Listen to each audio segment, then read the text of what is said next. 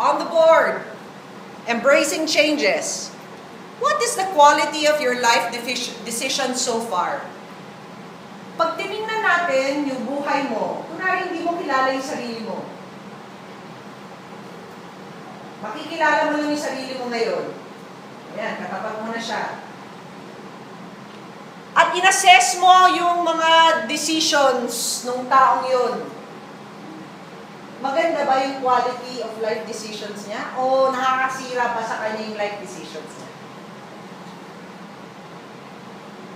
So I have this client who's in his early 20s. He looks at his life and he's not happy with the life that he has lived. Early 20s. Bakit? Kung ibang tao siya na tumingin sa buhay niya, sabihin niya, bakit yan ang friends mo? Kasi mga friends niya nagda-drugs. Kung ibang tao siya, tumingin siya sa loob ng buhay niya, bakit yan buhay mo? Kasi party lang ng party. It's important for us to have exercises like such, looking at the quality of our life decisions from afar. So pretend that you don't know yourself, kamusta yung taong yun? Alam mo, hindi siya madali. Magmula nung ginawa ko itong hinihiya ako sa sarili ko. I started doing this in my 20s. Kasi tinuruan ko ng one of my mentors taught me how to do this. Because when I was 18, I developed physical conditions. The stress in my body was the same stress that senior citizens were experiencing. I had such a type A personality. So I'd go to the physical therapy, the rehab of hospitals. Yung therapy po na ginagawa sa akin, yung katabi ko po lahat, 61, 62, 63. Ako po 18. Very type A. Everything stressed me out because I wanted everything in order. The pain I was having here, the pain I was having here, all of the muscles, ganyan. Lahat po nung therapy na ginagawa sa akin pang senior citizen.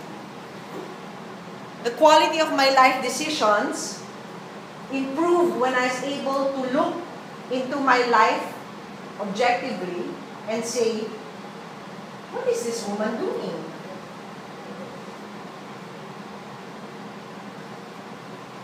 So, meron akong kliyente, nagtatrabaho abroad. Yung pamilya niya, iniwan niya dito. Sabi niya, Coach Me, para sa kinabukasan to ng pamilya ko.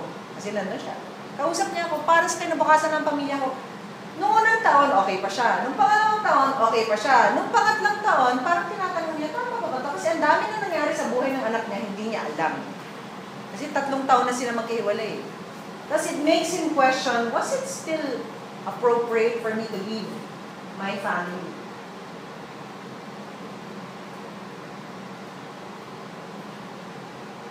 He wonders if, looking into his life, he would have said, siguro, dapat maximum na yung 3 years. Because we did that exercise, tinignan niya yung buhay niya, tapos sinabi niya, kung ako yun, tinitingnan ko yung buhay ng lalaki, sabihin ko, may ikli lang ang buhay, umuwi ka. Di ba rin na yung pera? Kasi, di ba rin na yung kikitain mo, umuwi ka. Yun ang sinabi niya sa sarili niya on the 3rd year. Kailangan mabuo kayo. Kung hindi sila pumunta sa'yo, pumunta ka sa kanila. Hindi kayo pwedeng magkahiwalay. So, the quality of his life decisions, at least, hinuli niya, by the 3rd year lang sinabi niya, sobra na to. Pero kung hindi niya ito gagawin, marami akong OFWs, marami akong kliyente, we travel, that all they're saying is, Coach P, lumipas na lang yung panahon eh. Diba, gano'ng katagal po kayo dito? 25 years na po. Eh, yung pamilya niyo po, ayun po.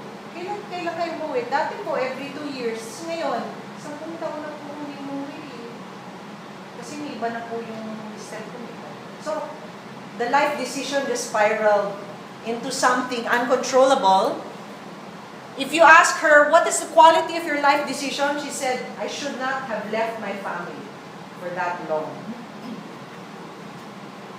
Instead of giving in to all of their financial whims, kaya hindi siya makauwi dahil bound siya sa utang where she is. Kasi umuutang siya para magpadala ng pera sa Pilipinas, di ba? Hindi siya makauwi kasi bound siya sa utang. Wala na silang pera. So tuloy-tuloy nangyari yun. Wala rin siyang pang-retirement dahil lahat ng pera niya pambayad ng utang o pinapadala niya sa pauwi. So the quality of her life decision has made her very unhappy. Ganun na lang po yun talaga eh. Yung nagkaroon na lang ng pagkamanhid, ganun na lang po. Tapos, okay ka lang. Ganun na lang po talaga eh. You settle. You settle. So it's very important for us to develop this evaluating capacity. Looking at our life from an objective point of view. Still under point number 2, do you trust yourself to decide well? If I were to give you a life situation now, masasabi mo na, oo, magaling ako dyan. Kayang-kaya ko yan. And when I make that decision, I can make it wholeheartedly. I can make it without any regrets. I will not be anxious. I will not be restless. I know that I can trust myself to decide well. Sige nga, on a scale of 1 to 10, 10 being trust mo yung sarili mo. When it comes to life decisions, kahit anong decision ng buhay. 0 being hindi. Hindi ko naman kayo paparaise na. Give yourself a rating. Do you trust yourself to decide well for yourself?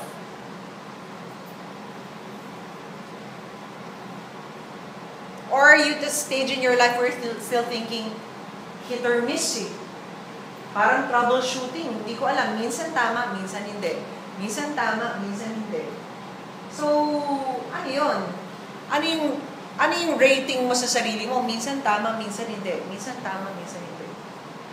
At one core, we fine-tune life decisions so that instead of your graph going this way, it's just this way. Hindi tama, mali.